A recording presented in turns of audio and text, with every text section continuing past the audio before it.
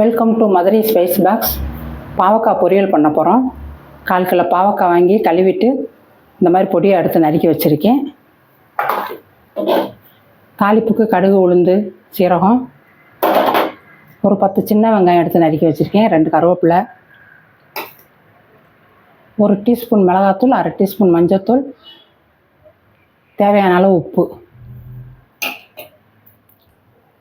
கொஞ்சமாக தேங்காய் பூ துருவி வச்சுருக்கோம். இப்போ வாங்க எப்படி செய்கிறதுன்னு பார்க்கலாம்.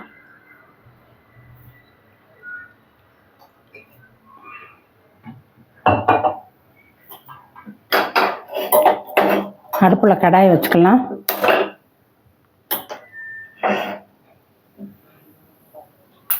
கொஞ்சமாக எண்ணெய் சேர்த்துக்கிறோம்.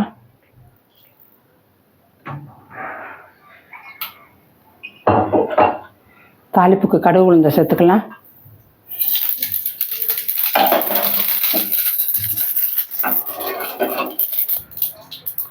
கடுகு நல்லா பொரிஞ்சிருச்சு. வெங்காயத்தை சேர்த்துக்கலாம்.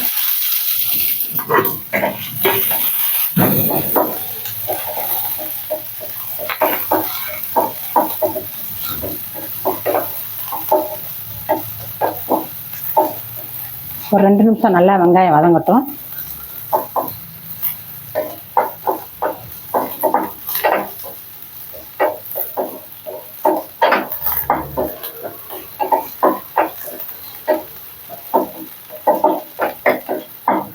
வெங்காயம் ரொம்ப வதங்கணும்னு இல்லை, இந்த மாதிரி லேசாக கண்ணாடி பதத்தில் வதங்கினாலே போதும்.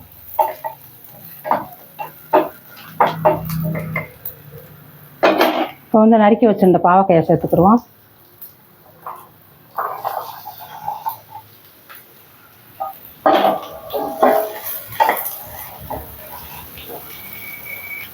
நல்லா வதக்கி விட்டுக்கிறேன்.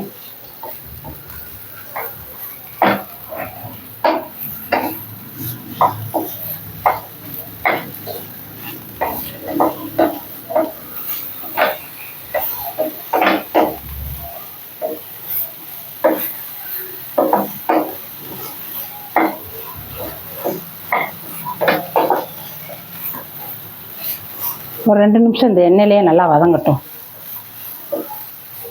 வதங்கவும் அதுக்கப்புறமா மஞ்சள், உப்பெல்லாம் சேர்த்துக்கிடுவோம். மிளகாத்தூள்,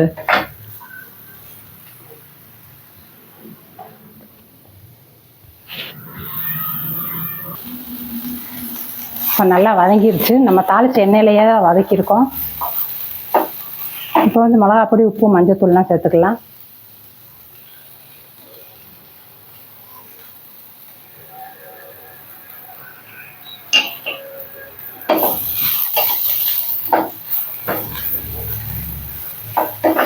அதிலே நல்லா கிளறி விட்டுக்கிடுவோம்.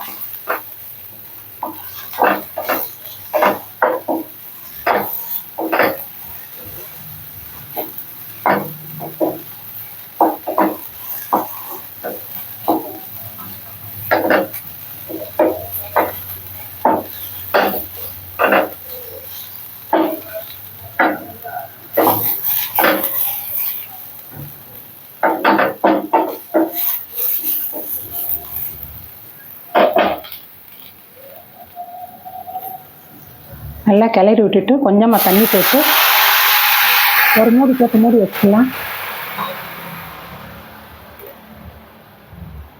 ஒரு 5 நிமிஷம் அப்படியே இருக்கட்டும். இப்போ மூடியை திறந்து பார்த்துக்கலாம். ஊற்றின தண்ணியெல்லாம் நல்லா வத்திருச்சு. இதில் 1 டம்ளர் தண்ணி ஊற்றணும்.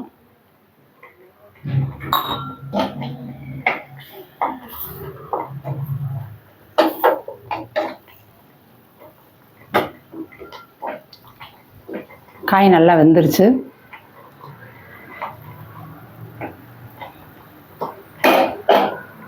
இன்னும் ஒரு 2 நிமிஷம் மட்டும் இருக்கட்டும். சிம்மிலேயே வச்சுக்கலாம் அடுப்பை. இப்போ பாருங்கள், சுத்தமாக தண்ணியே இல்லை.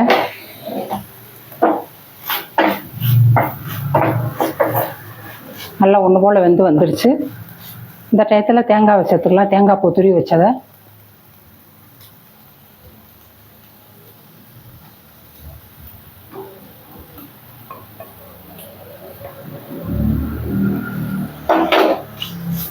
ஒரு கிளறி அப்படியே இறக்கி வச்சிடலாம்.